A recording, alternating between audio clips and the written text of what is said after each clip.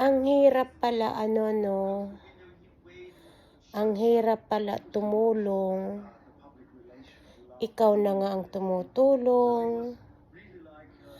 Well, ibig sabihin, ako na nga ang tumutulong. Ako pa ang masama.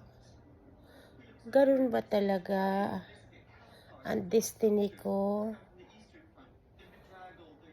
Siguro, ang gusto ng tao ay siya lang ang tulungan. Ay, hindi naman pwede yan. Ganito na lang ang gagawin ko. Siguro, hindi na lang ako tutulong. Siguro, hindi na lang ako magre-reels. Siguro, hindi na lang ako mamimigay. Kasi ako na ang namimigay, ako pa ang masama nagko-question na bakit ko binigyan siya o iyon ay hindi siya.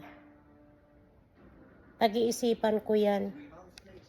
Napapagod na kasi akong magre-reels.